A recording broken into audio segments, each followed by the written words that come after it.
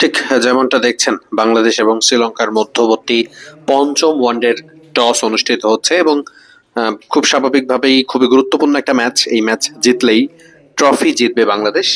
আমরা সেই টসের মুহূর্তটি দেখছি।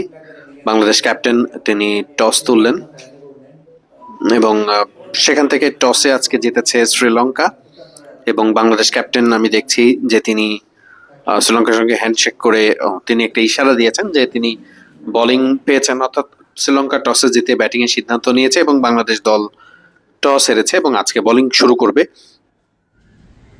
আমরা একটু ফিরে যাই আরেকটু সকালে, সকাল প্রায় 2 ঘন্টা আগে আজও বাংলাদেশ দল আজকের ম্যাচ ভেন্যুতে পৌঁছেছে।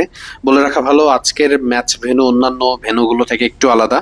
আজকে যে ম্যাচে বাংলাদেশ এবং শ্রীলঙ্কার মধ্যবর্তী পঞ্চম ওয়ানডে অনুষ্ঠিত হতে যাচ্ছে সেটি টেস্ট স্বীকৃত ভেন্যু এবং এখানে অস্ট্রেলিয়া, ইংল্যান্ড আতিথেয়তা পেয়েছিল এর আগেও। বাংলাদেশ দল খুব গুরুত্বপূর্ণ এবং প্রাচীন এই ভেন্যুতে এসে পৌঁছেছে অনেক আগেই। বাংলাদেশ গতকালকে বিশ্রাম নিয়েছে, অর্থাৎ কোনো অনুশীলন করেনি অনুশীলনের শিডিউল থাকার পরেও, এবং বাংলাদেশ দল স্বাভাবিকভাবেই খুব ভালো টাচে আছে নিজেদের মধ্যে। টাচে থাকার কারণে তারা আসলে একটা দিন বিশ্রাম নিয়েছিল, যেহেতু অনুশীলন টানা করেছে বাংলাদেশ দল। আজও বাংলাদেশ দলে বেশ কিছু পরিবর্তন আমরা লক্ষ্য করছি। বাংলাদেশ দলের একাদশে কিছু পরিবর্তন আনা হয়েছে। আগের 3 ম্যাচেই দারুণ পারফর্ম করা আল ফাহাদ ফাস্ট বোলার, তাকে আজকে বিশ্রাম দেওয়া হয়েছে।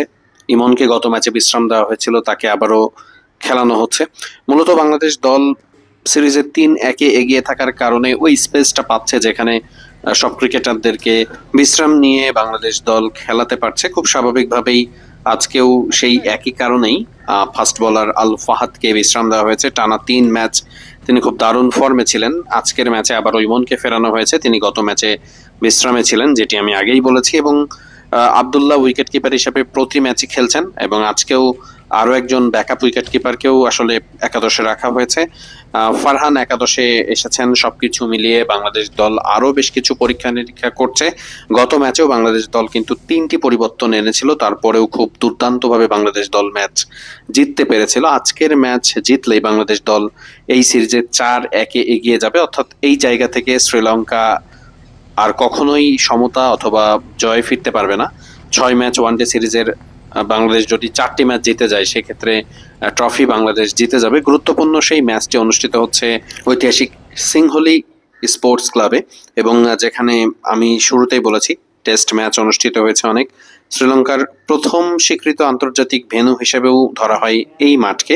খুব স্বাভাবিকভাবেই দারুণ উন্মাদনা ক্রিকেটারদের মধ্যে রয়েছে, যেহেতু তারা খুব ভালো ফর্মে রয়েছে, টাচে রয়েছে। শেষ পর্যন্ত আজকে বাংলাদেশ দল যদি খুব ভালোভাবে খেলতে পারে আগের দিনগুলোর মতো, তাহলে খুব স্বাভাবিকভাবে বাংলাদেশের এই সিরিজে জয় ছাড়া আসলে আর কোনো খুব একটা বিকল্প নেই।